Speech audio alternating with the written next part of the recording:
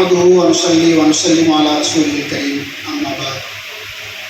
گرامی قدر حضرات، انسان رب ذوالجلال کی پیدا کردہ و عظیم مخلوق ہے کہ رب العزت نے اپنے کلام پاک میں اسے فتن فی الارض کا لقب عطا فرمایا ہے. ہزاروں مخلوقات کو پیدا کیا، لیکن اشرف المخلوقات کا لقب جنہیں عطا کیا وہ صرف انسان ہے. اسی انسان کی ہدایت کے لیے قرآن کو اتارا گیا، انبیاء علیہ السلام کو بھیجا گیا، اور اسی انسان کو راہ حق پر قائم رکھنے کے لیے ہدایت کے ستاروں کا انتخاب کیا گیا. اللہ تعالیٰ نے انسان کو اپنے کلام، اپنے احکام کا پابند بنایا ہے. عبادات اس کی استطاعت کے بقدر ہی عائد کی ہے. اللہ رب کل جہاں نے انسان کو رزق پہنچانے کا ذمہ اپنے سر لیتے ہوئے فرمایا وَمَا مِن دَابَّةٍ فِي الْأَرْضِ إِلَّا عَلَى اللَّهِ رِزْقُهَا. رب العالمین نے انسان کے لیے ہر وہ چیز مہیا کی جس کی انسان کو زندگی کے کسی موڑ پر بھی ضرورت تھی. رب ارض و سما نے انسانی معیشت کو سہل اور آسان بنانے کے لیے زمین کو پیدا کیا اور اس میں ہر طرح کا خزانہ محفوظ کر دیا. انسانی امراض کو رفع کرنے کے لیے ہر طرف، ہر پودے اور ہر بیل بوٹے میں وہ صلاحیت پیدا کر دی جس سے انسان خود کی اور دیگر انسانوں کے امراض کو دفع کرنے میں مدد لے سکے. ابتداءً چاہے انسان ہر مرض کے علاج سے واقف نہیں تھا، لیکن اللہ رب کل جہاں نے انسانی تجربات کے ذریعے ہر جڑی بوٹی کی تخلیق کا مقصد واضح کر دیا. خدمت خلق کا جذبہ لے کر اٹھنے والی شخصیات نے اپنی زندگیاں قدرت خداوندی کے کرشمے تلاش کرنے میں صرف کر دی. انہوں نے ہر پودے، گھاس، درخت، یہاں تک کہ ہر بیل بوٹے کی جڑوں تک کو کھود کھود کر ان کی تافید اور طریقۂ منفعت حاصل کرنے میں کامیابی حاصل کر لی. ان کی ان کاوشوں، کوششوں اور محنتوں کا یہ اثر ہوا کہ چھوٹے مرض اور بڑے امراض میں اپنی جانیں گنوانے والے انسان ان مجرب اور قدرتی خزانوں سے فائدہ اٹھا کر اپنی جانی حفاظت کرنے میں کامیاب ہوئے اور ان حکماء کرام کے لیے انشاءاللہ ذخیرہ آخرت بنیں گے.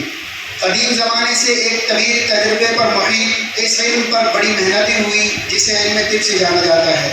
کئی طریقوں سے اس علم نے ترقیاں حاصل کی. طب یونانی، اس طریقہ علاج نے بہت ترقی پائی. دنیا کی تاریخ میں بہت ہی قدیم طریقہ علاج ہے. کئی خدا رسیدہ شخصیات نے اس طریقہ علاج کے ذریعے خدمت خلق کا فریضہ انجام دیا.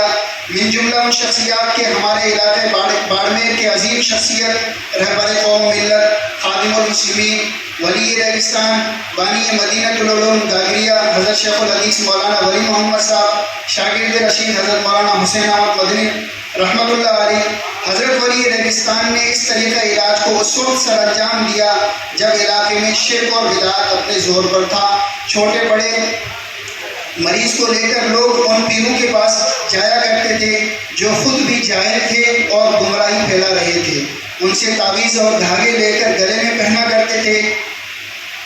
پھرتے فقیروں کی منہ کی ہوا آخری علاج کے طور پر استعمال کی جاتی تھی. قبروں کی مٹی کو بدن پر مل کر صحت اور تندرستی کی امید رکھتے تھے. ظاہر ہے جہالت ایک موت کا نام ہے. جناب ولی ریگستان ان لوگوں کو ادویات ہاتھ سے بنا کر دیا کرتے تھے.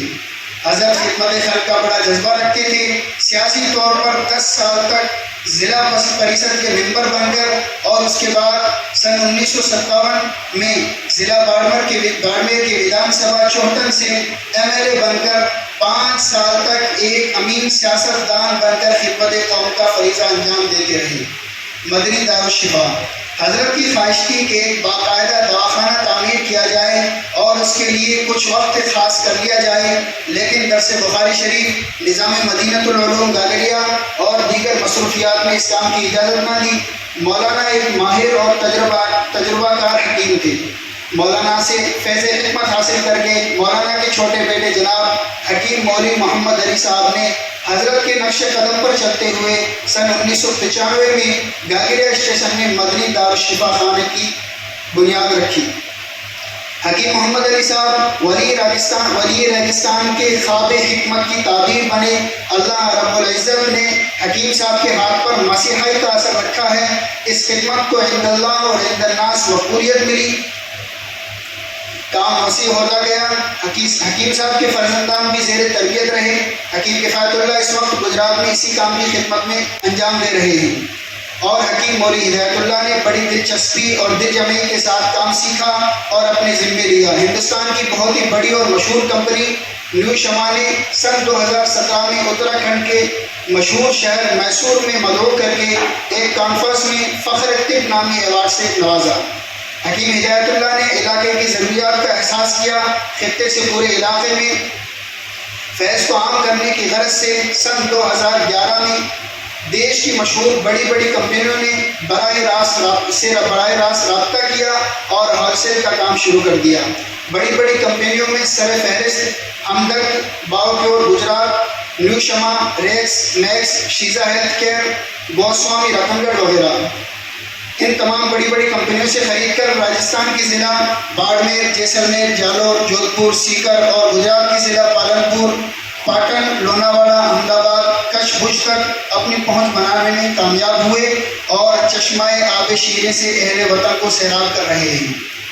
آیورویدک طریقہ علاج ایک قدیم ترین طریقہ علاج ہے۔ انسانی صحت کا خاص خیال رکھا جاتا ہے۔ صحت ہزار نعمت ہے کا مصداق بننے میں تقریباً کامیاب طریقہ علاج ہے۔ زندگی کی سائنس کو تلاش کر کے ہر مریض پر بغور توجہ کے بعد مرض کی تشخیص کی جاتی ہے۔ یہ طریقہ علاج مناسب غذا اور دیگر احوال سے مطلع کر کے ہر شخص کی صحت